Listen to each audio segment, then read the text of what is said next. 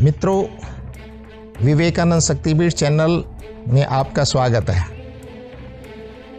मित्रों, अस्तित्व की यात्रा में मैं उस मोड़ पर आकर अब खड़ा हो गया हूँ कि मुझे रोजगार की ज़रूरत है और आर्थिक स्थिति से मैं जूझ रहा हूँ। फरवरी 1984 में मैं ओल्ड सेक्रेटरीट में इंटरव्यू देकर आया था टीजीटी सोशल साइंस, जिसको उस समय टीजीटी जनरल बोलते थे, और 7, 8, 9 महीने बीत गए थे। अब मैं ये चाह रहा था कि रिजल्ट जल्दी से जल्दी बाहर आउट होना चाहिए, लेकिन किन्हीं कारणों से कोर्ट का केस बढ़ने से रिजल्ट आउट नहीं हो रहा था। 31 अक्टूबर 1984 को मैं सुबह 9:55 पर पुराना सचिवालय नई दिल्ली पहुंचता हूं, ओल्ड सेक्रेटरीट। मैं वहां जैसे पहुंचा तो लोग अफरा तफरी में इधर उधर दौड़ रहे हैं, भाग रहे हैं, कुछ समझ में नहीं आ रहा था। मैं 221 नंबर कमरे में वहां पर पहुंचता हूं। 221, 222 ये 3rd एस्टेब्लिश्ड ब्रांच है। तो मैं एक क्लर्क वहाँ पर बैठे हुए थे। मैंने उनसे पूछा कि फरवरी में टीजीटी जनरल के कुछ इंटरव्यू हुए थे, उनके रिजल्ट्स की क्या पोजीशन है। उस बंधुवर ने मुझे हंसकर कहा कि मित्र, आपको रिजल्ट की पड़ी हुई है, और इससे समय थोड़ी देर पहले इंदिरा गांधी का असैसिनेशन मर्डर हो गया है। उनके गार्डों ने उनका मर्डर कर दिया है, सब लोग भाग रहे हैं।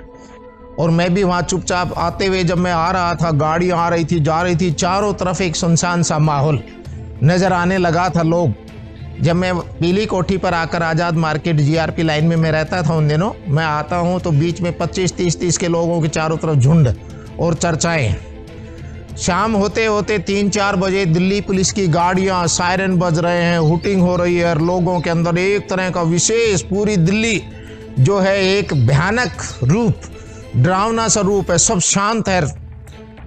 और रात होते होते लूट मार, आगजनी, अग्नि का बहुत कुछ वहाँ देखने को दिखाई दे रहा था।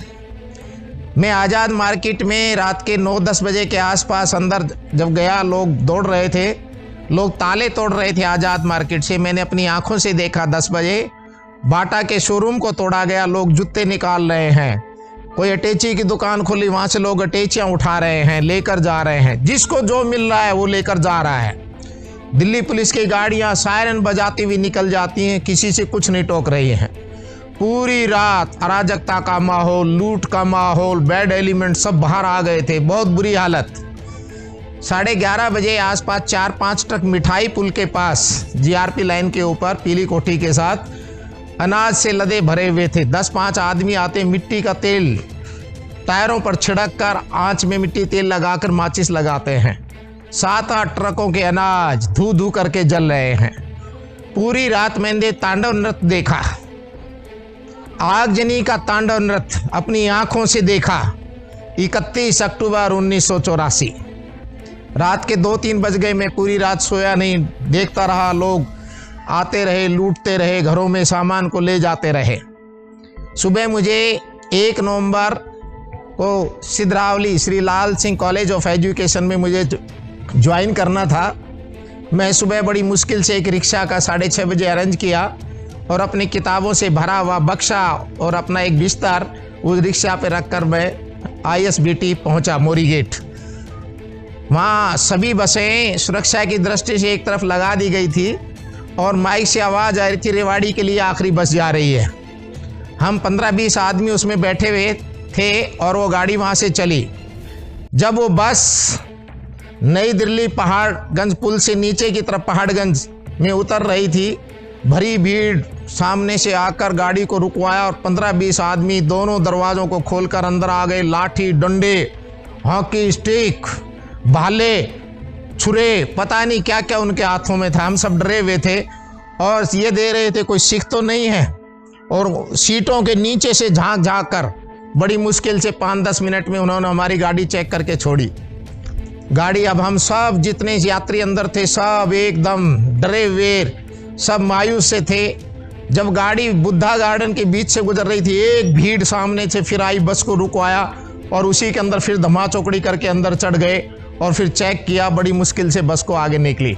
अब बस नेशनल हाईवे 8 के ऊपर हवाई अड्डे को क्रॉस कर चुकी थी। अब सांस में सांस आ रही थी।